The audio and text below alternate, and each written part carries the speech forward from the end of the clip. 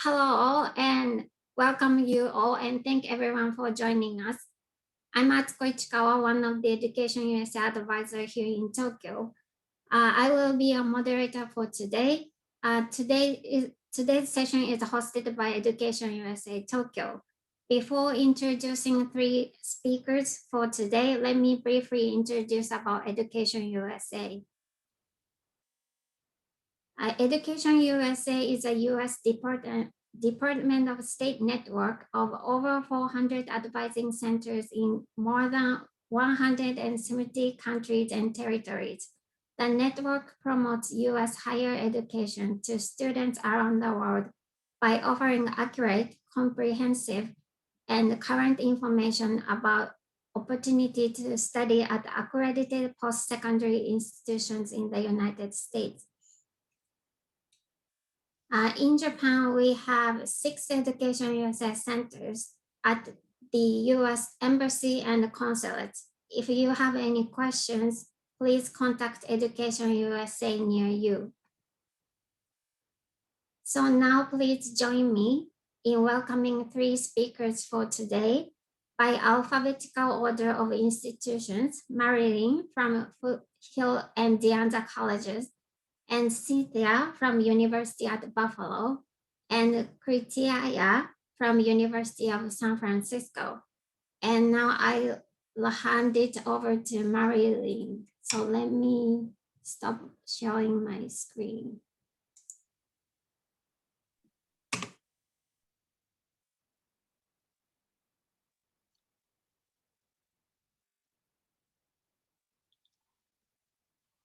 So shall we share our screen, Krittaya?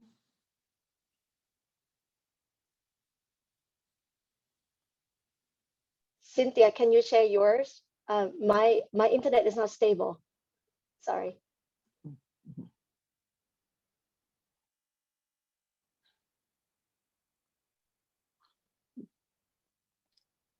Well, while we are setting up the, due to a little bit of technical difficulty, we are going to change a little bit, and but we will share our PowerPoint with you today. Yes, good morning. My name is Marilyn Cheung. I am the Director of International Student Recruitment and Partner Relations with Foothill and Anza colleges. We are 2 colleges located near San Francisco in California. And we are very happy that you could join us today. We will be giving you lots of great and valuable information to help you plan your studies in the United States. And I am joined by 2 other presenters. I will let them introduce themselves.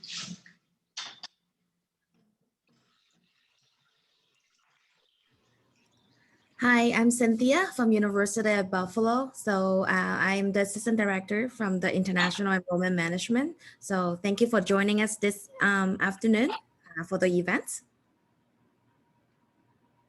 Hi, thank you again, Education USA Tokyo. My name is Krittaya. I am the Director of International Admission at University of San Francisco.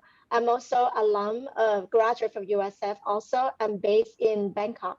Nice to having you and thank you again. Okay, so we will start our presentation now. And by looking at the first slide of our presentation. So today we are going to cover several major points, okay? We'll give you some tips about how to search for schools that will fit your needs, how to do your financial planning, because everyone have to do some type of budgets, right? Since coming all the way to a different country to study. And then we will tell you about community college, how it can be a very affordable choice for you. We know Japanese students love community colleges. And then we will explain to you about the transfer process. So I'm being from the community college and we have University of San Francisco and University at Buffalo. So they will also tell you how they receive students from community colleges. And then we will also share with you information about working in the United States as a student, as an international student. So next slide, please. So there are many different types of institutions, okay, in the United States. There are 4,000 colleges and universities in this country, so that no other country has as many, higher education institutions as the United States. So when you do your research, you need to consider the type of school, the location. Would you like to be in a large city or more in the countryside, or in the residential area of a large city? And then the quality of the education, how is the program that you are interested at that school? Okay, not every school may have a strong, for example, music program, for example. So you want to look at what you wish to study and and choose that school. And then you want to look at the cost, okay, of the schools that you are considering. So so there are different choices. You can consider community colleges, which are generally public. They're public, and there are almost 1,300 community colleges in the United States. So one third of all higher education institutions are community colleges. And then there are public universities, which most of them are belonging to the state. In the United States, we do not have central type of national universities. Okay, so every public university belongs to the state that they are in, in California, in New York, in Florida, in Texas, so forth. And then there are private institutions. And on the private, there could be liberal arts college, there could be music academy, okay, and there could be comprehensive universities. And then also, if any of you wish to improve your English first, there are language schools and language programs, also known as ESL programs. So there are many choices. So we will show you, we will go through them, okay? Yeah, so this is slide number 4, right? Okay, so here is a quick flow chart of the US education system. Okay, in many ways it's similar to that of Japan. Okay, so from elementary school to high school altogether is 12 years. And then when you graduate, you would then start from high school, you will start your undergraduate program. And the undergraduate program in the United States is 4 years. Okay, you can divide these 4 years by going to a community college first for the first 2 years, and then you can transfer to a 4-year college or university and finish your last 2 years where you will get your bachelor's degree from that second school. Okay, and after your bachelor's degree, if you want a higher degree, then you can go for a master's degree. This will be your graduate program now. And then the highest degree you can get is called a doctoral degree or the PhD. So this is a general structure of the education system in the United States. Okay. So next, I am going to hand it over to Krittaya, who will tell you about financing and budgeting. Okay, thank you, Marilyn. So this is when you hear regarding the type of institutions in United States and also US educational system. Now we have to plan a little bit about finance by try to look through over the options.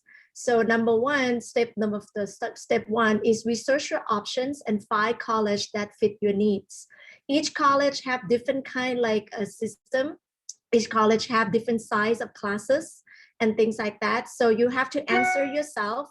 Do you prefer to have a class, a smaller class or big class? Which one that fit your needs the most? The second one, you and I might have to think about returning about budget, like how much you can be able to pay for your tuition, such as it can be a certain amount of money, or it can be something that you have planning already before, or something that you need to fill it in. So this is something that you can talk about among your family and things like that, or your sponsor. Or a lot of universities might have opportunities for you, and especially might prefer or giving out the scholarships to international students. So today our sessions might go through over later on in terms of a scholarship, so we can explain to you a little bit more. So Riverall is like when you do the research and you find a school that fit your needs and kind of like you have a great value with it. Okay, next slide, please.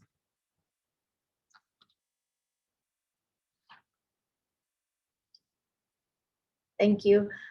So when you talk about regarding about financing, so there are two costs of attendance that you might have to bear in your mind. One of it is called direct cost. So it's going to be talking regarding about tuition and fees. So if the tuition and fees on each school can be differently, can be paid by quarterly, can be paid by semester, or the other fees associated with. So there will be like student fees and all those kind of stuff like that. So roughly speaking, these are showing on university website that you can do a search and do kind of like investigate a little bit. Also, we have indirect courses. This is something that depends on how you are gonna live in United States, especially. So roughly speaking, number one will be room and board. So if you prepare or you want to attend the dorm on campus or living on campus, then will be the room and the food or food plan or meal plan that you can prefer to call. So this can be the room, can be a double room or can be a single room, and there will be a meal plan for you available. So this is going to be indirect cost. Some of students that would have any relatives, perhaps relatives not nearby the university, you might want to live with your relatives. So this one you can save a lot of money as well. Second one will be books and supplies. So usually will be a variety of buying books. It can be a first-hand books or it can be a second-hand book, which is you can buy from the bookstore. Some of them prefer to rent the book or borrow the book from the library. And also maybe like supplies, can be computer, can be software, can be something that you need to be able to study.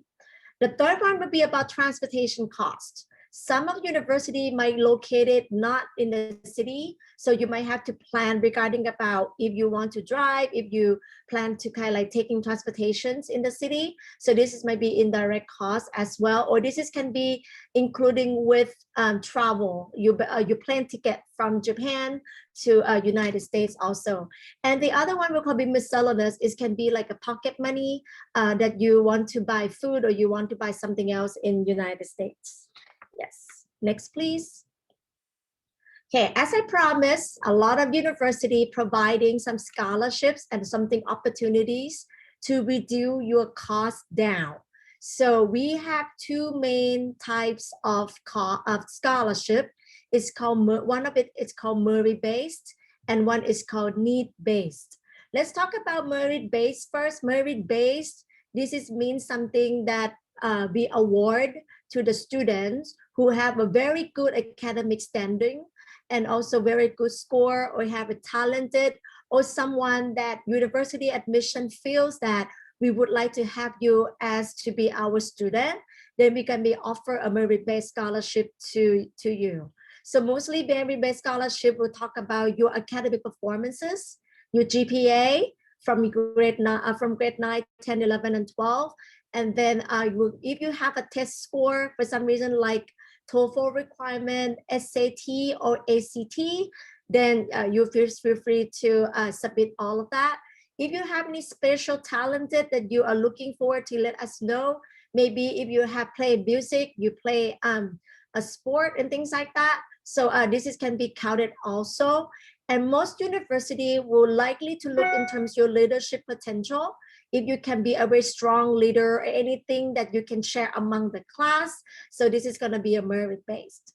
Along the side of merit-based, some other institutions will likely to provide you with the need-based, but you have to check with each universities and see. The need-based usually we call financial aid.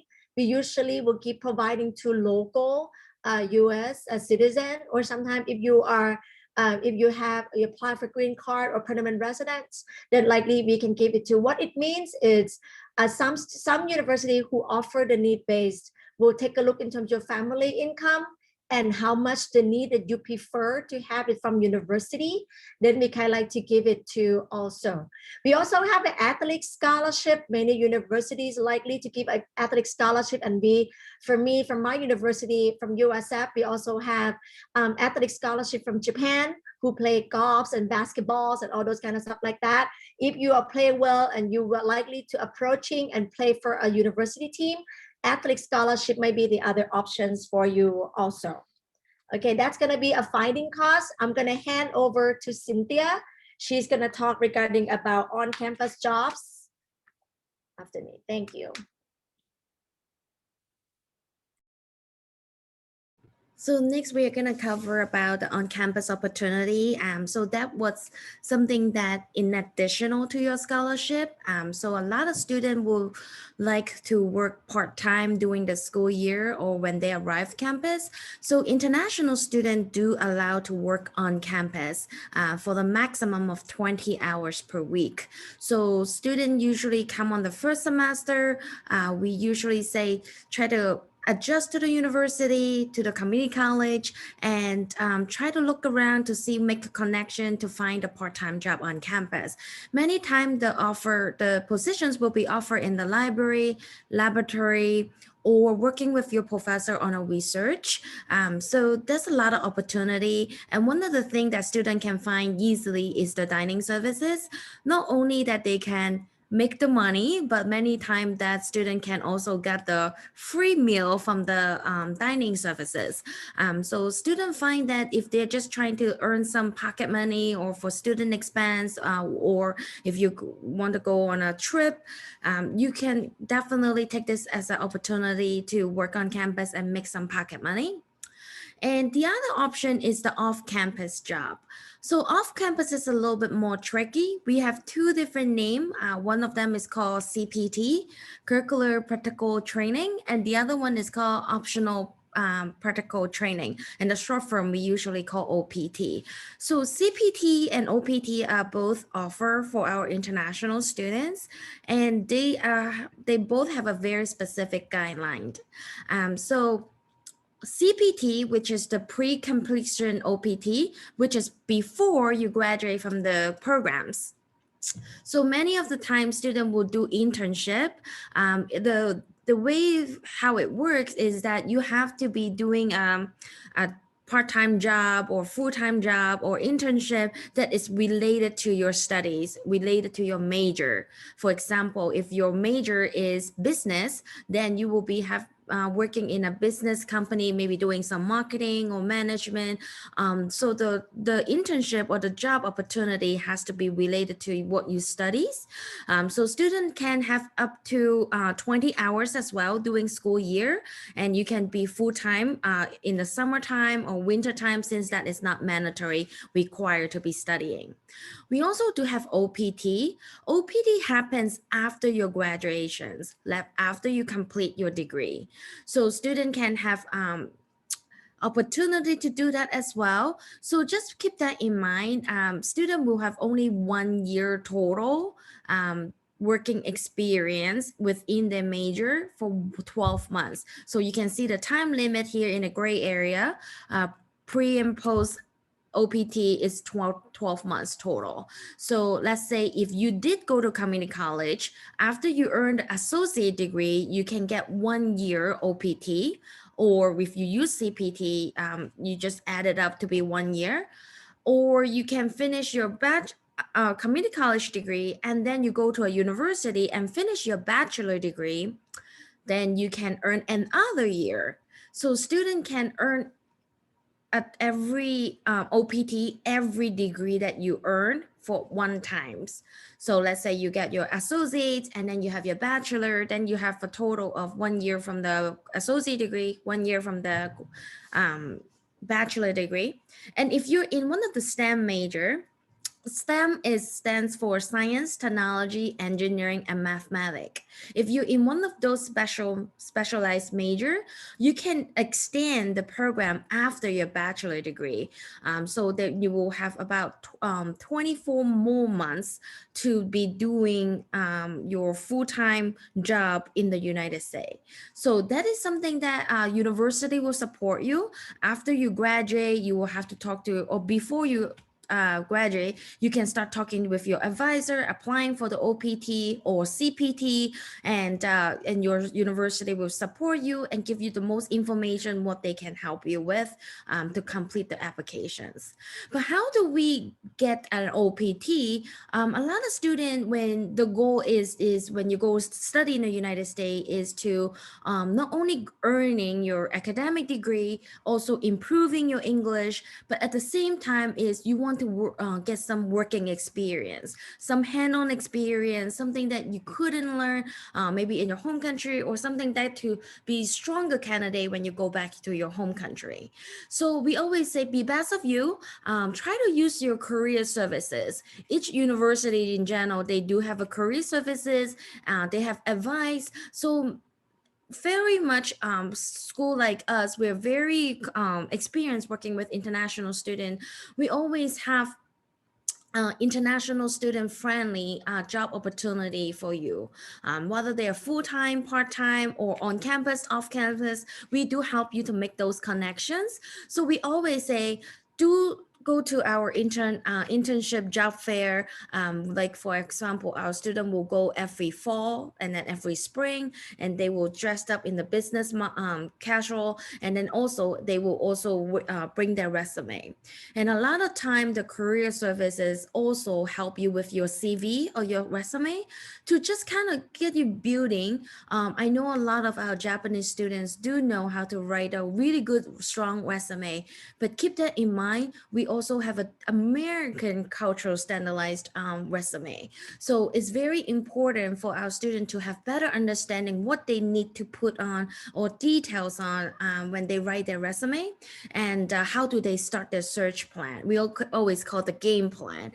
When you graduate, what you'd want to do.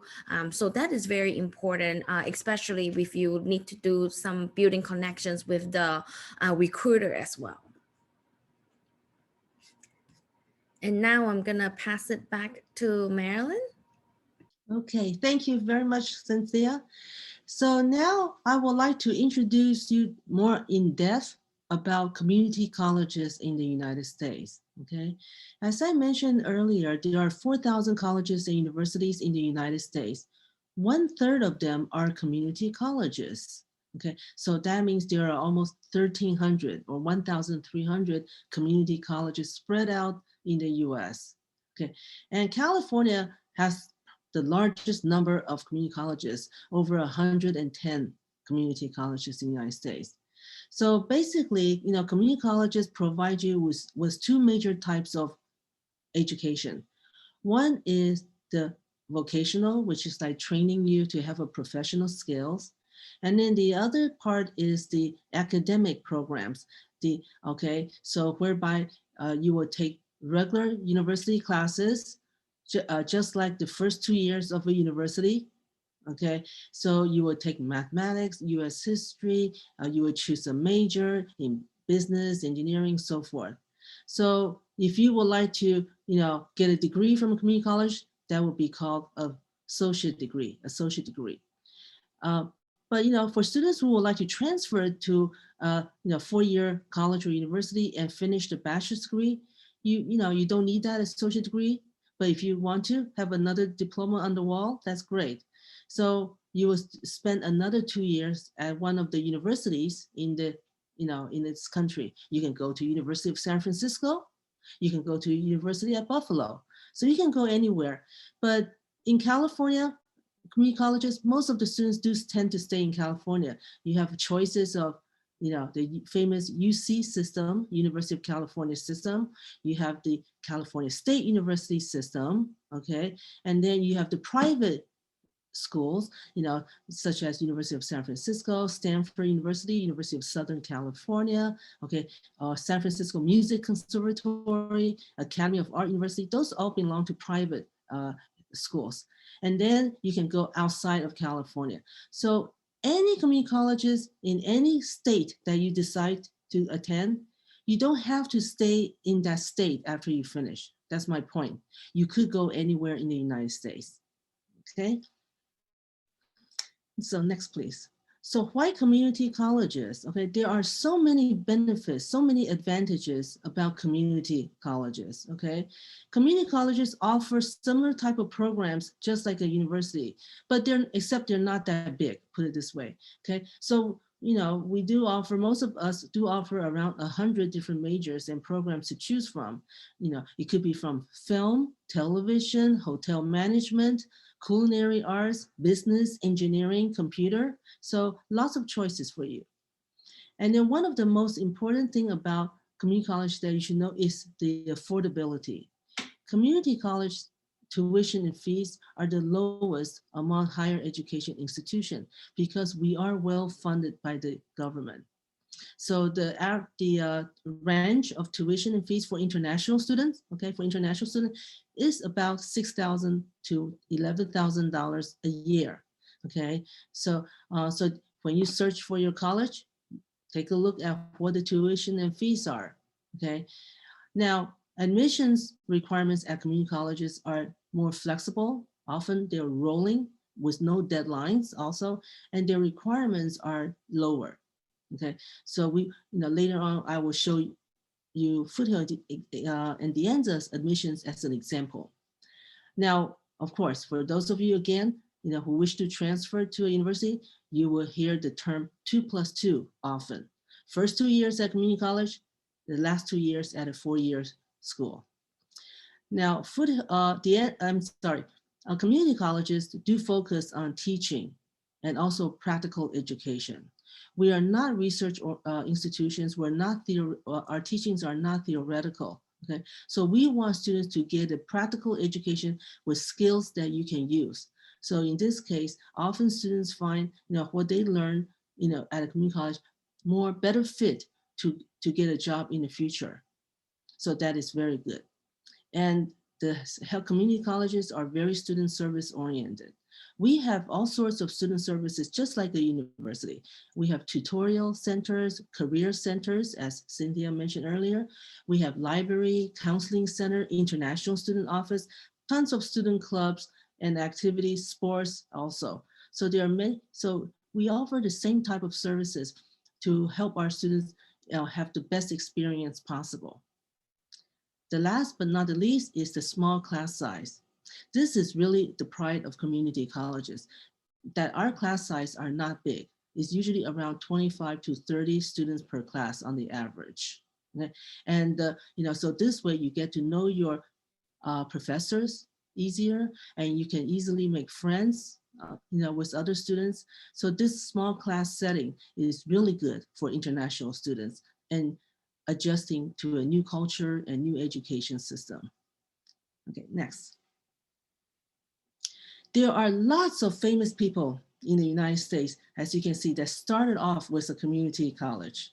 Almost half of the high school graduates in the United States, they all started undergraduate education with community college. Some of the people you might know here, if you love to watch movies, I'm sure you know Tom Hanks, right? Tom Hanks went to a community college in the San Francisco area. Now, if any of you love the Star Wars movies, George Lucas, okay, the producer, he also started at a community college. Music, Katy Perry, okay? And then also you have in the famous high-tech industry, Apple computer, the founder of Apple, Steve Jobs, Mr. Steve Jobs, he was my alumni, the Anza College alumni. So you see, and he started at a community college. So community college will provide you with a great foundation, entry point, pathway to start your education in the United States. And then you can, from here, you can transfer to a top university and finish your bachelor program, okay? Okay, so here is a quick picture of the admissions process at community college. Community college in general, the application is very simple, okay? We look at your English language skills. You could submit TOEFL, IELTS, Duolingo, or ICANN, okay? So different type of tests. Usually essays, personal statements, letters of recommendations are not required. So that makes it easy. And we do not require SATs or ACTs. We basically look at students' high school performance. That's what we emphasize on. And then once we accept you, we will issue you the I-20 to come as an international student to study, okay? And then, you can then apply for your visa and buy your airplane ticket and fly to the United States, all right? So the process is very simple, the application process. Okay, next, please. So here is a chart that compare the tuition and fees and other expenses when you are planning your budget. Okay, Krittaya mentioned earlier, give you some of the tips on how to do your budgeting, and based on your budget, how to select the schools, right? So here is a comparison: 2-year community colleges, 4-year public institutions, and 4-year private institutions. You can see that you do save a lot of money, okay, if you start with a community college. Let's say with a tuition and fees of about $6,000 plus room and board and everything, it may be as low as $20,000 only, okay? And then you can go to the public university. It could average around $27,000 in tuition and fees, and total 1-year expense could be $40,000. Now, private institutions are usually the more expensive choices, okay? They could be, like here, $36,000, $45,000, like Stanford University and so forth, okay? But also remember, as Krittaya said, private universities tend to give more scholarships. So you can also look at, okay, how much scholarships you're getting for any of the institution, and then how much you have to pay on your own. So this gives you a quick comparison. Yeah, okay. Don't forget, you don't need to write down too much notes right now, okay? Because this, as Education USA mentioned, this presentation is being recorded and will be on the Education USA website, I believe. Yeah. So now here give you, this is a picture of a different pathways that students can go when they start with a community college. You can get an associate degree by going the yellow arrow upward, okay? And then from there, you can transfer to the university, or you can take a year off and maybe, do a OPT, do a internship. And so, but you can also don't get an associate degree, go straight, transfer to the university and finish there too. So there are lots of choices for you. Meet with the counselor when you arrive at the college, start an education plan, start a transfer plan. There are lots of recruiters, lots of admissions officers that come from the university to community colleges to meet with students, such as, Cynthia, Krittaya. They always come to my colleges to meet students one-on-one. And we also have transfer fairs where we will invite 70 plus different universities from all over the United States to come and meet our students. So you will have lots of opportunities to ask your questions and go around shopping for your school. Okay, next please. And we do emphasize on transfer for community college students. So if any of you would like to transfer, because this is a very unique advantage, a very unique benefits available at community colleges in the United States, right? So you can, you can go anywhere in the United States, or you can stay in the same state, okay, that you started your community college. Now here is an example of Foothill Anza College transfer numbers. Most of my students like to stay in California, and because Foothill Anza is considered top 2 community colleges in the United States, so many of them would like to, go to one of the University of California campuses. So here you can see the top 5: Berkeley, Davis, Irvine, UCLA, and San Diego. But you could go anywhere in the United States, okay? Boston, go Michigan, Florida, okay? You can go anywhere you would like to go. So just work with your counselor at the community college. Okay, next. So I mentioned to you that California has the largest number of education systems for a state in the US, right? So here is a picture of the California State University system, which is one of the public university system in California. It has 23 campuses. All of them are named after the city that they're located in. San Diego State University, Cal State Los Angeles, San Jose State University, San Francisco State. So anytime you see the word state, that means they're part of the California State University system. And they are one of the largest public university systems in the United States. And then we also have the next slide will show you the University of California system, okay? Next, please. Yeah, so the University of California system is a very famous system. I'm sure many of you have heard UCLA, UC Berkeley, and so forth. So there are 10 campuses, okay, in the UC system, okay? But one of them is a medical school only, which is the San Francisco one.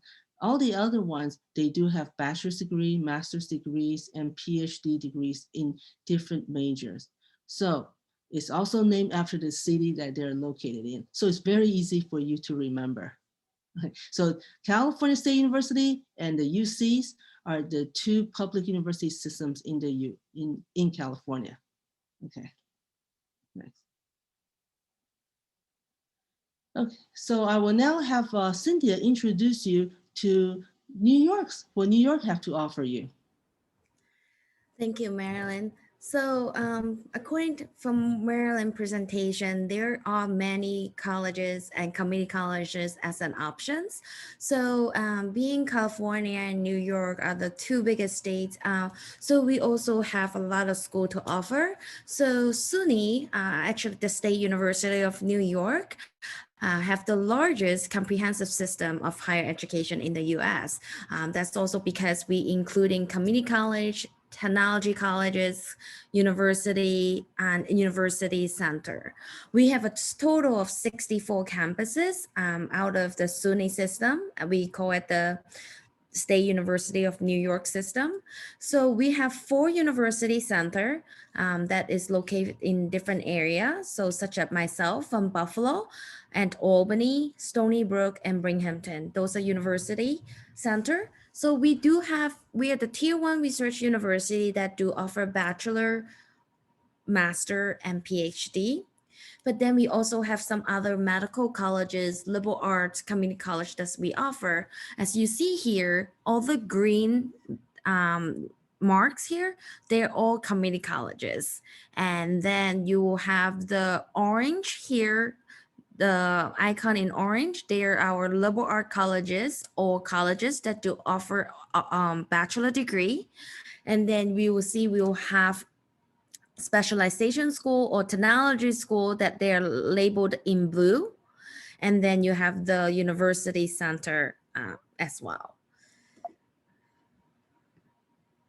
So here we have about 30 community college. So it's just very similar with Marilyn from Foothill Anza. Student can attend any of the SUNY community college and transfer to university. One of the reason is because the student want to do saving cost, and also student want to have a smaller class size. Then that way they can be easier adjust to the campus. Smaller school, we have smaller classroom, and also student can build their grades. So there's a lot of opportunity between the community colleges and universities. So definitely it's another channels or pathway for students to attend. And in fact, many of the time, the key reason or key factors of it is because student can save cost. Many of the time, students will do a homestay when they're doing community colleges, or they will do off-campus housing that will be a little bit more affordable than living on campus as well.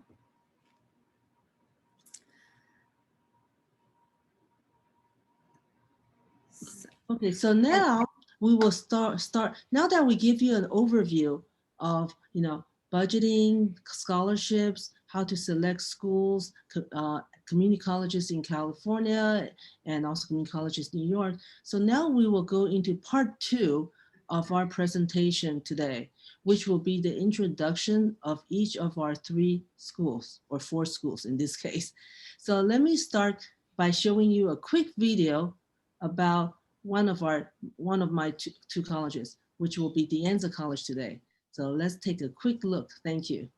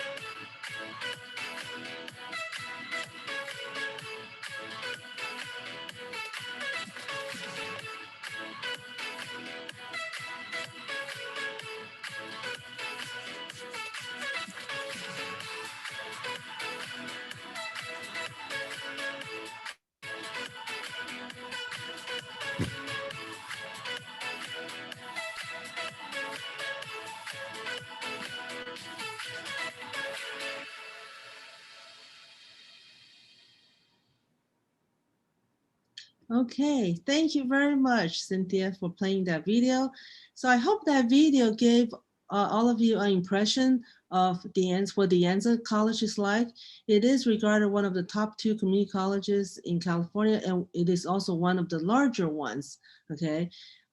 So here is a map of the Northern California or the Bay Area. So I will now like to introduce you to my 2 colleges, Foothill and the Anza College. We are located in the San Francisco Bay Area. As you can see, San Francisco is located at the tip of this peninsula, and we are surrounded by the Pacific Ocean. So we have a very comfortable climate in this area. Our summer is only about 27 to about 30 degrees.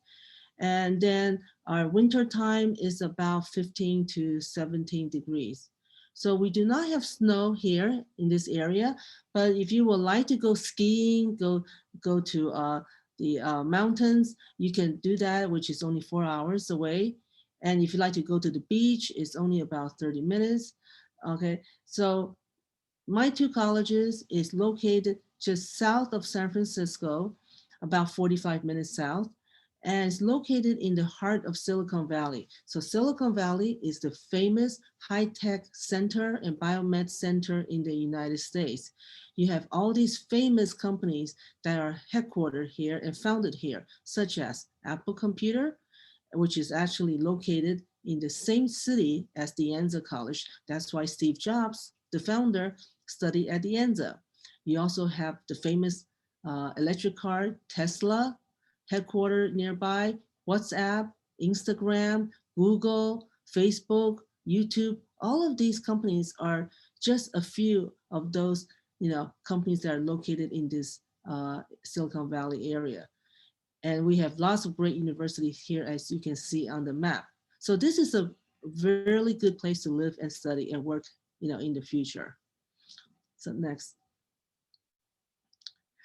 So I mentioned already about all the different things that are offered near here, okay? We are only about 15 minutes to this 3rd largest city in California, San Jose. If you want to go to the beach, as I mentioned, it's about 30 minutes, okay? There's an amusement park in Santa Cruz that's right on the beach, actually.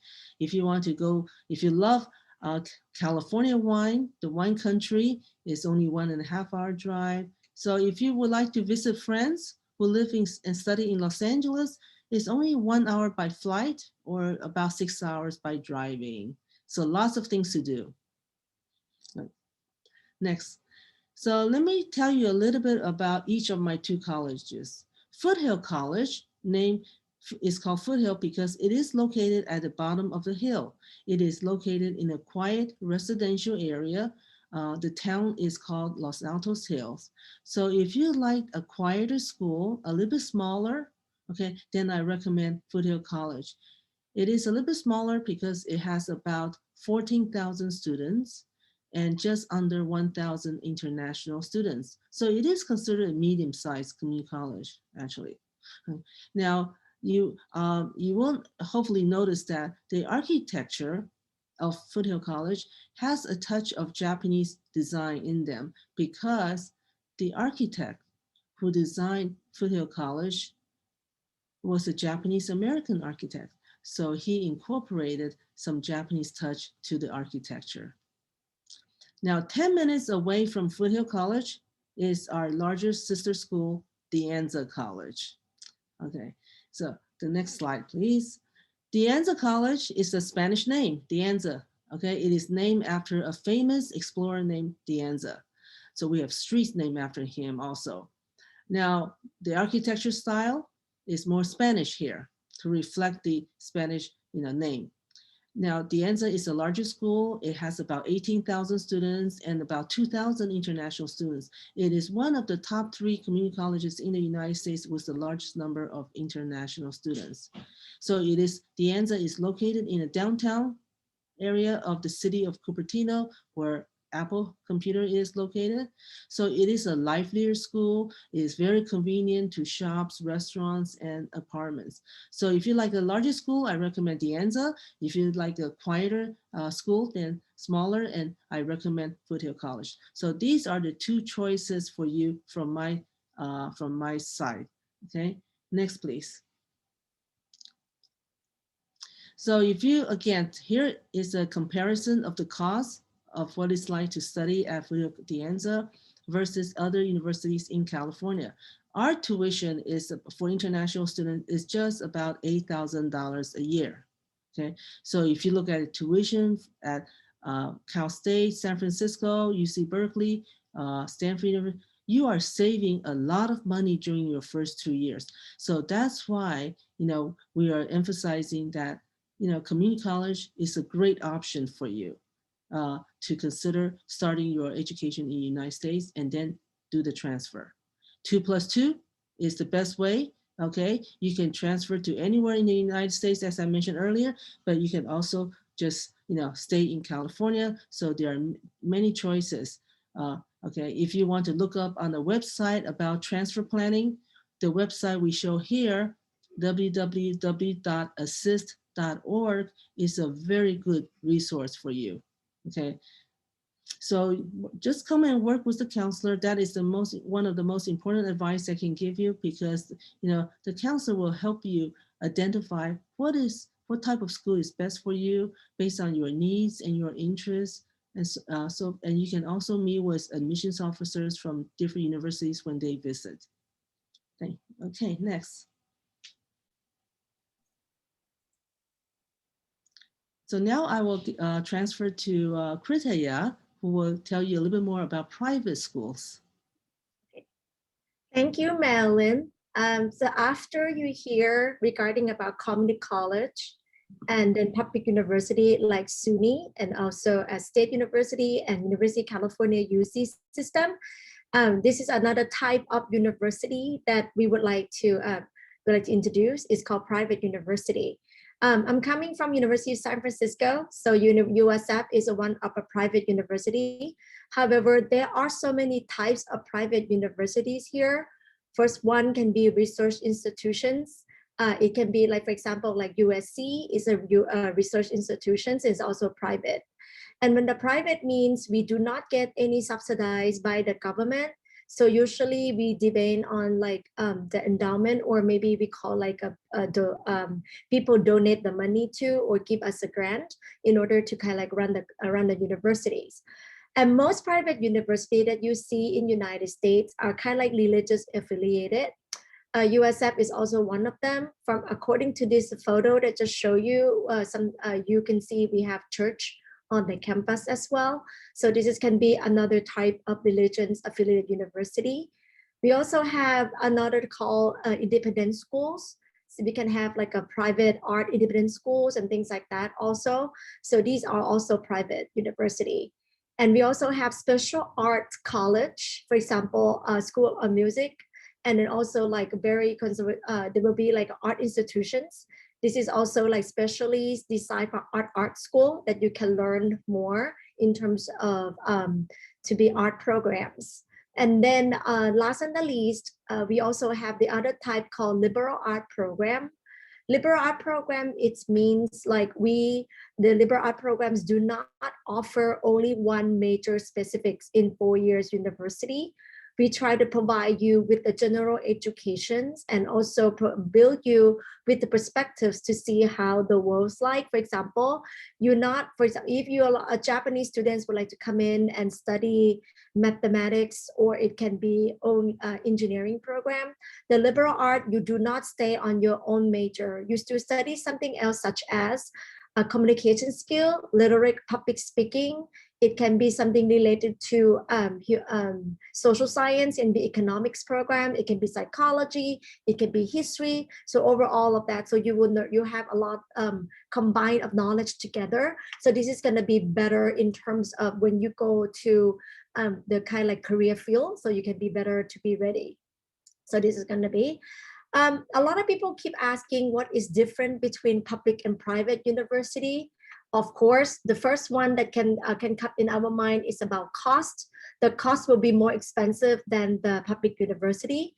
However, when you talk about the cost, it can be something because a private university have more graded facilities, state-of-art facilities, and very great support. So this can be something, but we also, most private universities for scholarships anyway, to kind of like to bring your cost down. And we also have smaller class size. Smaller class size, when I refer to about 25 students per one class. So this means you will have an individual attention with your professors and also with a strong network with your classmates. At the same time, private university will have about 90% of full-time faculty who has been with you from day one until the end.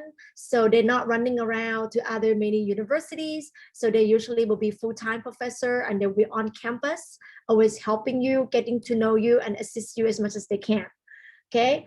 As I mentioned earlier, we do have a financial aid package. We do have athletic scholarships. We have a lot of scholarships offered to international students. Some of university may offer more, but some university may offer about 50%. For example, USF offer 50% of a scholarship to the first year's college, something like that. So when you deduct about from the first, the half of it, you just pay half of it. Sometimes can bring the cost down compared to the public university. And of course, a private university always offer you a very special programs, study abroad programs and things like that. Can be accelerated program 4+1. So for example, if you're interested in economics all the way through from undergrad to grad, instead of spending 6 years, private university offer you maybe only 5 years, and then you can be done through your master. Okay, so that is a sample of a private university. Next, please. Okay. For you, now I'm going to introduce you to a University of San Francisco. You can treat it as a sample of private university here. We are kind of like the most diverse university in the US, so we rank number 4. So currently we have about 89 to 92 countries representing at the USF campus. So we quite a lot of numbers of diverse. So most international students are very welcome. We are a private university, so a class size quite small, and we have only, roughly speaking, 6,800 students for undergraduates, and about another 3,000 or 4,000 for grads. And then our class size is only 22 students per one class.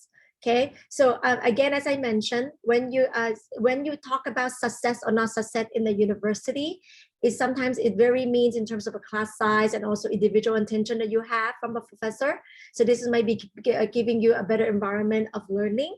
Okay, as Marilyn mentioned, San Francisco is kind of like a very geographic center of everything, and we are located in a city, and it's about 25 minutes away from downtown.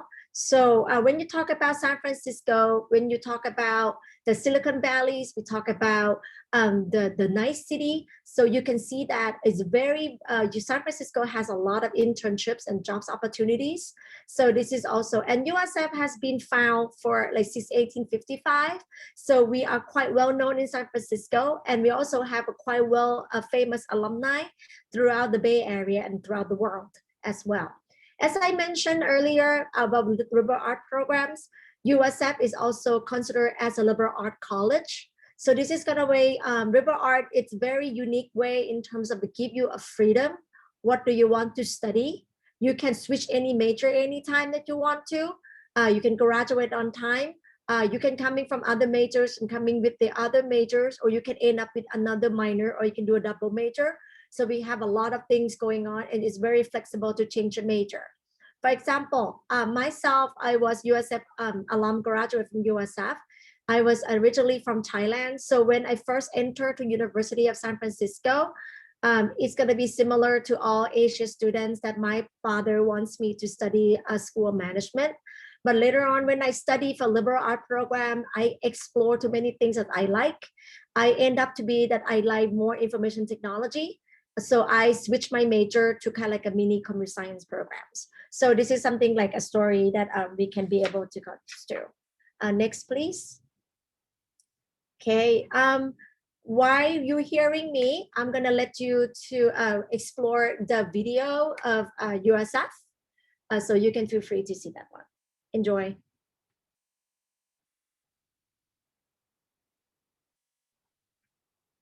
Sorry, the music doesn't come up, that's okay.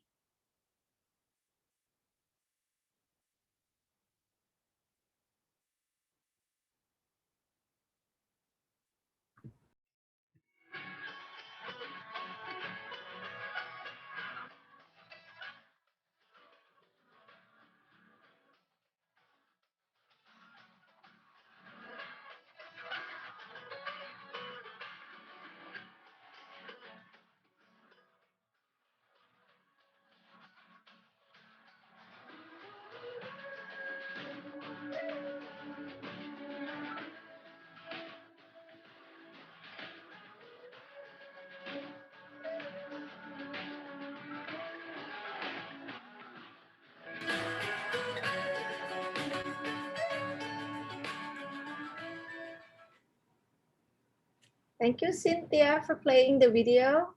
Can I have a next slide, please? Yep. Thank you. Okay, you might see the video can explain you a little bit about our campuses, the locations and everything. So now I'm gonna talk regarding about application process. When Marilyn mentioned regarding about go to community college for the first 2 years and then come to transfer students by application, usually a private university will have online application. Same thing as USF. USF will have our online application, which is you can access through the website and then go right ahead and then fill in your name and everything like that. The transfer, we just want to see your college transcript. So if you have been studying at the community college or other previous institutions for more than 24 credits, we do not want to see your high school transcript anymore. So we want to see your only college transcript and things like that. In order to come and apply for transfer, we're looking forward to have a cumulative college GPA as 2.5 or higher. So this is something you keep in your mind also, so to keep your grades up. We also want to write to hear about your college essay. Why do you want to transfer to USF? Why do you want to be part of it with us in terms of community? So this is also, and also the most important, we want to see your English language proficiency. We normally asking you about TOEFL or IELTS and a Duolingo, and our university states about TOEFL 80, IELTS 6.5, and Duolingo is a new kind of test that's coming up during the COVID time. It's online testing. We also accept Duolingo as a 105 as well. So, but if you have English language proficiency lower than that, we are happy to take a look at it, and we might end up in terms of having you to put more in terms of English foundation classes. So that's going to be building your more foundation in terms of communication, writing, and everything like that as well. Okay, so, and this is going to be also looking for a certificate of finance and also passport. When we're accepting you, we kind of like issue your I-20 and all those kind of stuff like that, or transfer service into us. So this is going to be, we also have in terms of transfer credits, a lot of people keep asking how many credit can be transferred, how many maximums can be. Actually, for transfer credits, we do accept every single credits that can be transferred.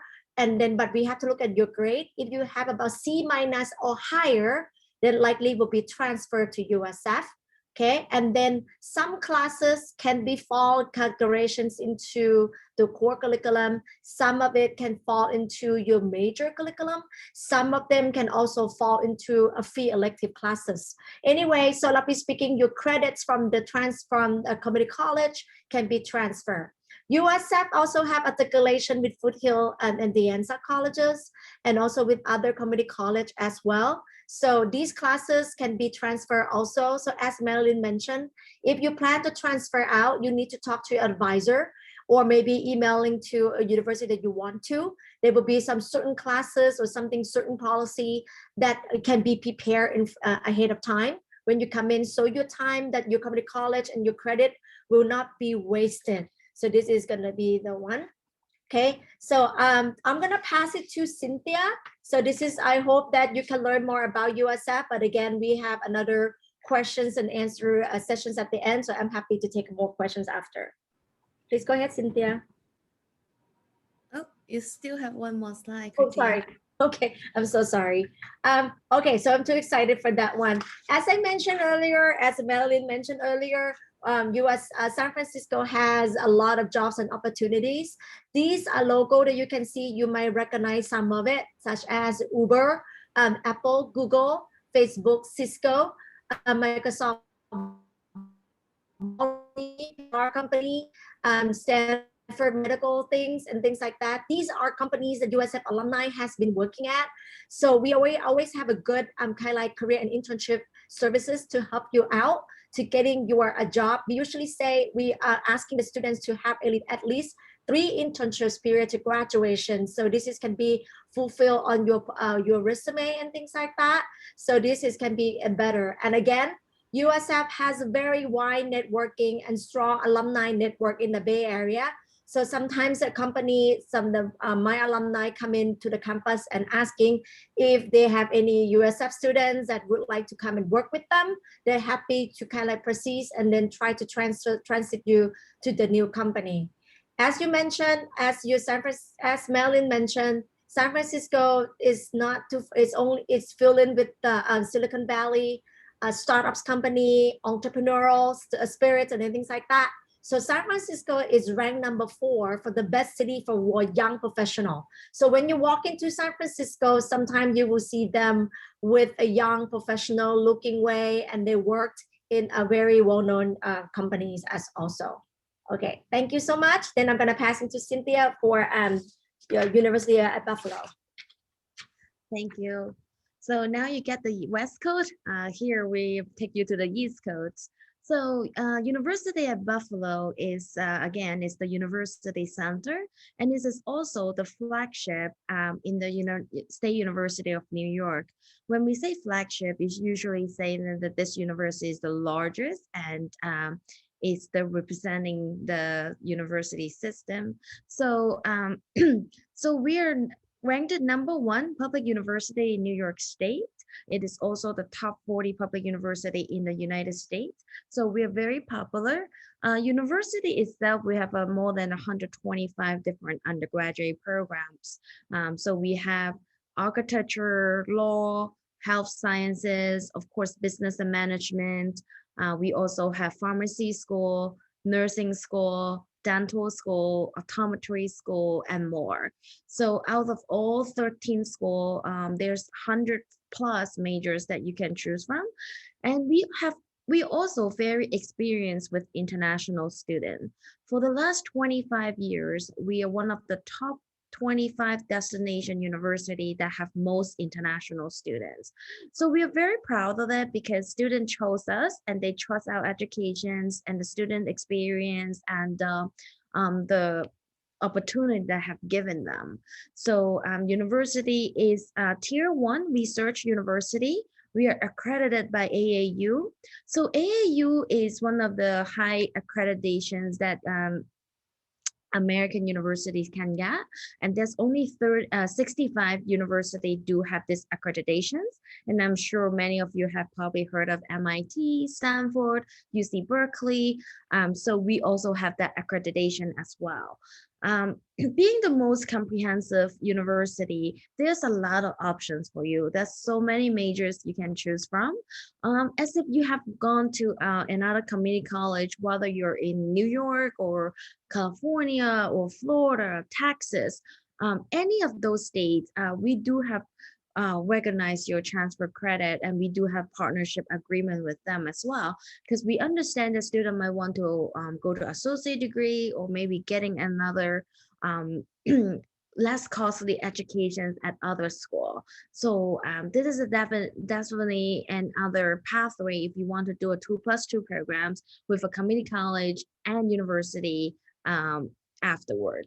So in the SUNY system, like I have talked before, is we do have community colleges. So student can go to any of the community colleges and we will recognize all the credits that you have taken. So that's definitely is an advantage. So before I give you a little bit more information how to apply and how it works, I'm going to show you a little bit more about our campus.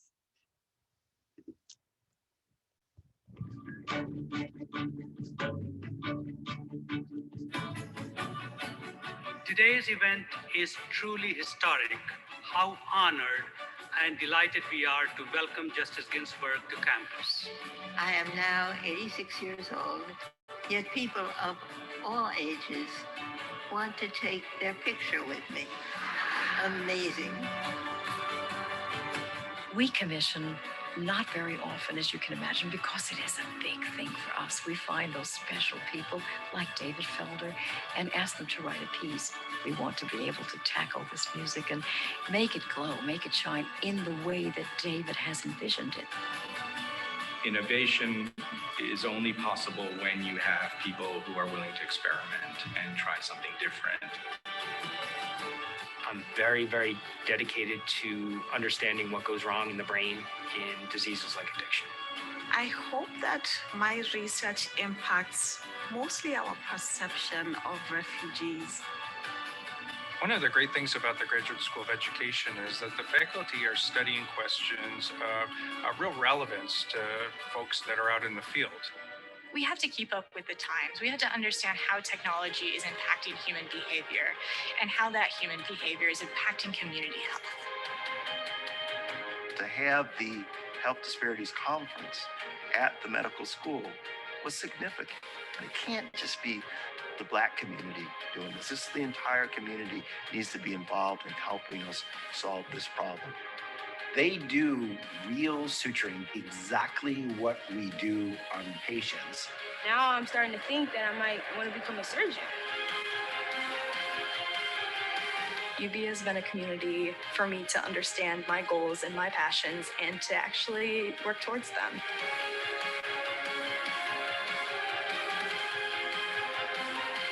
We were tasked with finding information about civil rights leaders that came to speak at UB in the 60s and 70s and uncovering clues about what it was like to be there that day.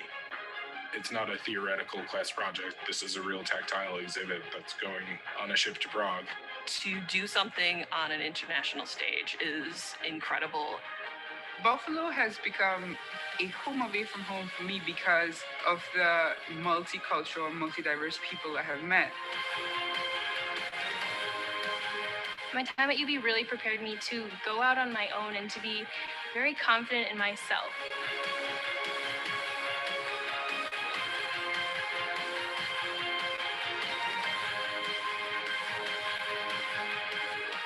Our athletics program has been on an impressive upward trajectory.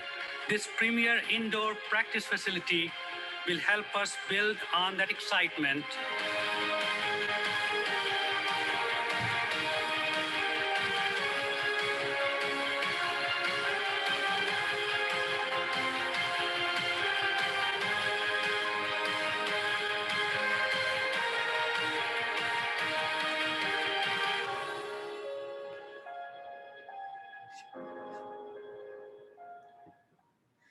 So I think this video give you an outlook on all the vibes that we have on campus, from degree, from theater, dance, arts, sciences, engineering, robotic, and more on the different academic program, what we offer at the universities. So what makes our university very strong is not only we are a research university, but our university is very diverse. So there's multicultures on campus. Our students are very welcoming other communities. So at the university, it is a larger university. However, we do have smaller classes. As you see in the classroom, we do have big class, small class. Our faculty ratio is 14:1, 14 students to 1 faculty. So I think there's a lot to offer, not only academic, but also student experience and the living experience at the university, because there's a lot of events offered for our students. So just give you an idea on our tuitions. So undergraduate student at the cost, we are looking at about $24,000 per year in terms of tuitions. So it is very affordable as an Ivy League public university. And also we do have housing for our international student as well.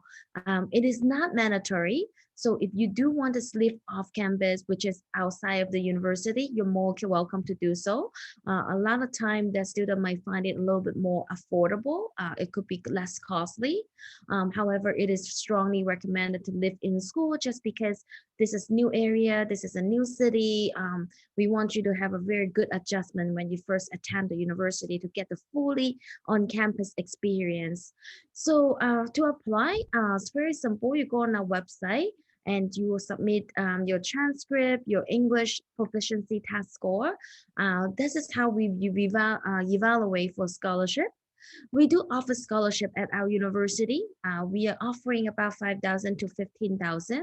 So likely if you do have $10,000 to $15,000, you might be paying only like $25,000 per year overall. Depends on your housing's budget and also what your tuitions are. So it really depends on what scholarship that you have.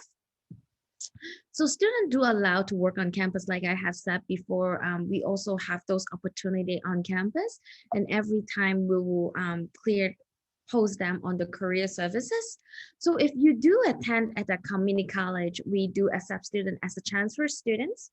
So as transfer student, usually we do a academic review, which is we based on your applications, your English test score, and then your transcript.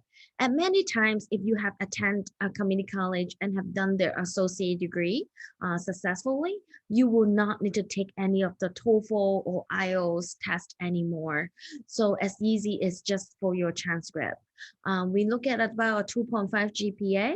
And in fact, we also do have a credit evaluation articulations here. So then if you go on this website, you can find out what credits at what community college will transfer. And many times that we do have student transfer from those schools, then you can check out, like if you're coming for business major, your management classes or your psychology classes, whether they will transfer or not. And we will have all the academic plan on our website for you. So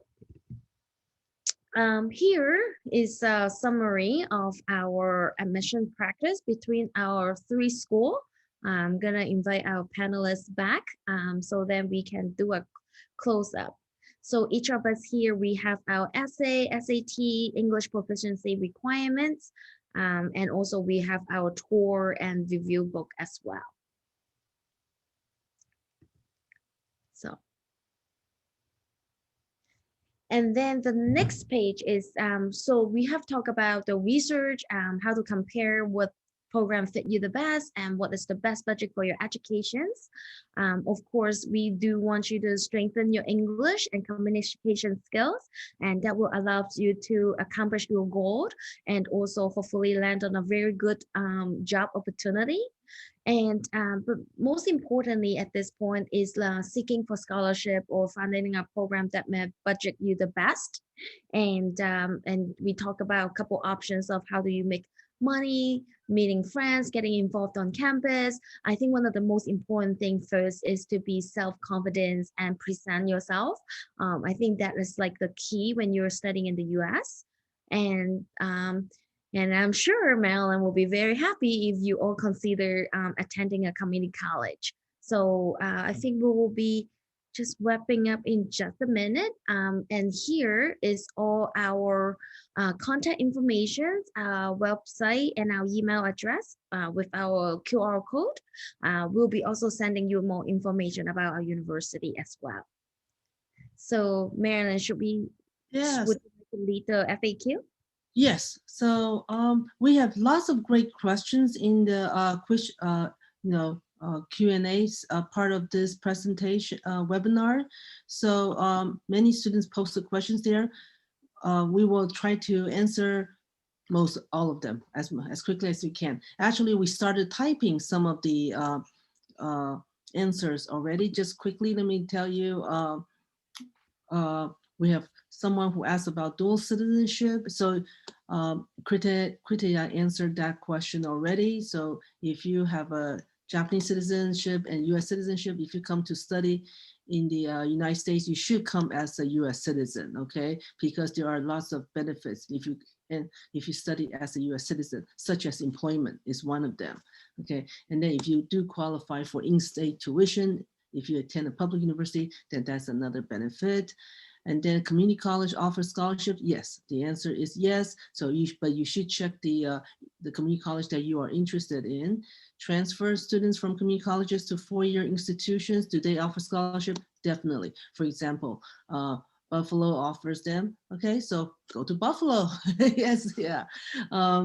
And then also our on-campus job available even at community colleges? The answer is definitely lots of on-campus jobs available at any institutions in the United States. You can work in the library, you can work in the computer labs, you can work in the international student office, or even work for a professor. Okay, so lots of options. That's why this presentation is called Options and Opportunities. Okay, now I do want to, the ones that we answered, you can read the answers there, but there are still some that are not answered yet. So one of them is, I heard most of the community colleges do not have dorms. What type of accommodations do you offer? Well, we are called community colleges because, students basically live off campus. Okay, so most of the community colleges do not offer dormitories. So if you don't have any friends or relatives studying at our schools or live nearby, then we can help you arrange homestays to stay with the family, or you can rent an apartment with other students. So check the housing information that's usually posted by the International Student Office or by the community college. Again, there are different choices that you could consider. Okay. Now, do you have any suggestions of the state or area for the cheapest tuition? Now, this may be a tough question. Krittaya, Cynthia, which one would like to handle this one? Would you like to can you repeat that? The cheapest. Do you have any suggestions of the state or area for the cheapest tuition? You don't go by the state, basically. I think that, that would be our all-catching answer, because it's not dependent on the state. Okay, it is depending on the institution. For example, in California, okay, UC is more expensive, but California State is quite cheap, right? And then look at what we keep emphasizing about scholarships that are available as well. And then New York State, the cost of living in Buffalo area is cheaper than San Francisco, right? So, so you need to consider the cost of living also. It's not just the tuition and fees. Yeah, I think that there's some states tuition may be a little bit lower. However, you also want to consider the location, whether that location will fit your priority. It tends to be a little bit more when you're going to like those bigger states or more well-known states sometimes. And one thing student might want to keep in mind, for example, comparing with New York, many of you that might heard of New York and will misconception that New York is very expensive, because the first thing you can come up is Times Square, Manhattan. So that's also different. And I know that when you're saying that which tuition cost will be lower, and keep that in mind, that is always going to be a fixed cost. If you go into a school that is cheaper at New York City, however, you have to pay $2,000 in USD for rent. That also make your budget plan differently. So just you have to plan carefully. I'm just gonna add that in for my experience of being an international student at United States. Usually, what Cynthia is mentioned is correct. You have to think about location and you think about environment that fits you the most. You can go to a very cheapest university or state like in the West or something like that, but the weather, it doesn't fit you in terms of very cold or very hot and things like that. Also, I chose to be in San Francisco. I know the living cost is quite expensive. However, it's metropolitan. I do not have to worry in terms of getting my driving license. Keep in mind, 80% of US people are driving. So if you live in a city like a New York or probably San Francisco and things like that, like San Francisco is similar to like Tokyo, divisions like about a lot of complete transportation system itself. So that might be the other one to lower your cost down. You can go to the cheaper state, but you have to buy a car. You have to think about, commute and things like that. A lot of insurance coming up. So there will be a lot of hidden costs. So I just want you to go to find the location, university that fits you the most.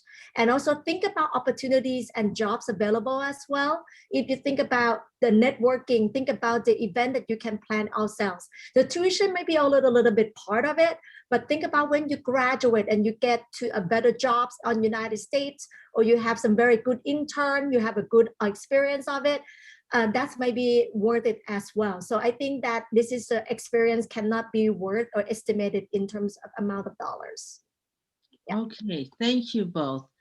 This next question, I'm going to ask two questions that is about New York.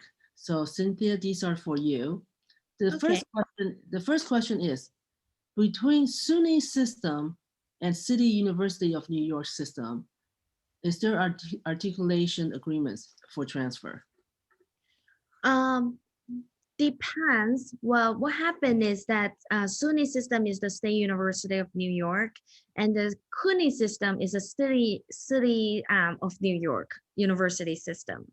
So they are actually colleges, and they're not community colleges. They do have community colleges.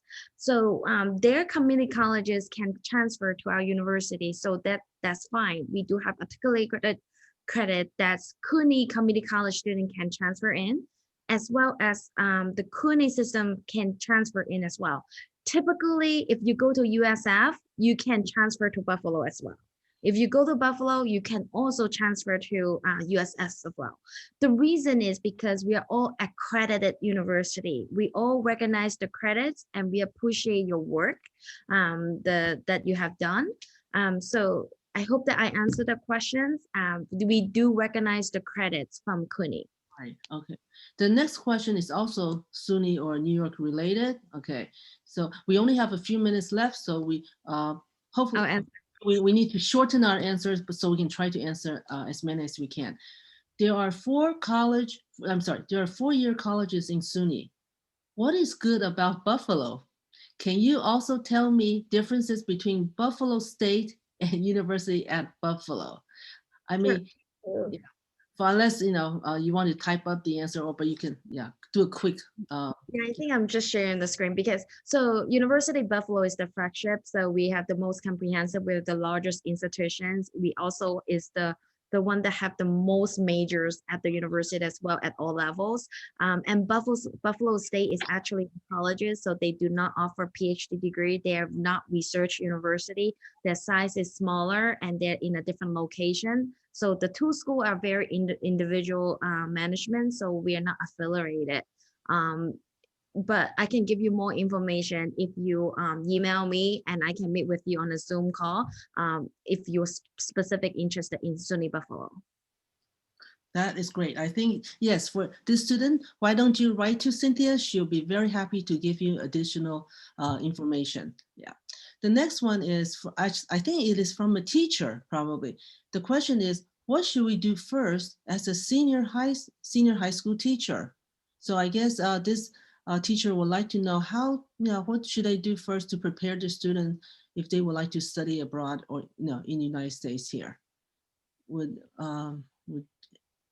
I think the first thing the student will have to start doing some research if they have a mindset that they want to go study abroad. And then the next thing is starting to get their application materials ready. One of the key is that TOEFL, any English proficiency test like TOEFL or IELTS or Duolingo are very important for any international student to prepare. Just because if the earlier you prepare, the better you are, the more ready you are, and also you will not be worried about having to take ESL classes when you go to university. That will save you time and the money as well. Okay, that's good. And also, I would just like to add that for this teacher, you might want to contact Education USA, because they are a great resource they have for you. They have lots of printed materials, and also they can meet with you one-on-one and to help you, counsel or advise your students about researching schools in the United States. So, I am recommending that this will be one of the first steps that I highly recommend. Yeah, we want to talk about a little bit about COVID, okay? Because I think there are a couple of questions related to COVID. How are we handling in-person classes at this moment? Are housing available to students, on-campus housing available to students right now? So I think the last couple minutes, how about each of us just quickly, maybe Krittaya and I could do California together, you and I, okay? Okay, California, we now have pretty widespread vaccines available for COVID now. Even I have taken the first vaccine already. So classes right now, at least for this school year, are all online. As for summer classes, it will depends on the school, but most of them, based on my understanding, are online as well. As for this fall, some universities and colleges are announcing what it will be like for fall. And we are trying, I think all of us are trying to go more in the in-person classes direction this fall. And I'm pretty sure we will be able to do that. But as to what percentage of in-person versus online, that will vary from one school to another, at least here in California. And right, Krittaya? So I mean, correct. Yeah, okay. Yeah. So Cynthia, you want to do quickly? Yeah, just add to what Marilyn said. So luckily speaking, this fall, we try to, most university in the California and the Bay Area especially, we try to go back to the same as we do, like normal classes. However, we still keep the social distancing. We still keep, because your health is priority. So we still follow the guideline of the city government that try to work with us. So it can be reduce the class size down. It can be hybrid models, but we will trying to get back to the way that we are. So that it's the way that we count. Yeah. I think it's the same in the New York's as well. Student health is priority. And of course, we are planning, we're hoping and we're planning to be back on campus this fall in September, fully 100% in person. We will still have some hybrid classes, online classes available. But at this moment, we are hoping to be back on campus and welcome everyone back on campus. Thank you. I think we need to pass, we are at the end of our 90 minutes. Time goes very fast because I think, we really appreciate the audience. You're being so attentive to our presentation and asking such great questions. So I would like to turn it over now to, but before I do that, I want to thank all of you for attending. And here we showed you our contact information, but now I would like to turn it over to Education USA so they can give you some more information. Thank you very much, Cynthia, Marilyn, and Krittaya. I think we learned a lot, and thank you very much for answering to all the questions. Hope everyone who attended has enjoyed and also learned something new from their presentation. So Education USA has a lot of interesting events coming up. So please check the American Center Japan website for more details. It's not moving, but April 3rd, we will have our first virtual community college fair, inviting 20 community colleges from 12 states. So hope to see many of you at the virtual community college fair. So if you have any questions, please contact Education USA near you. Thank you again, Cynthia, Marilyn, and Krittaya.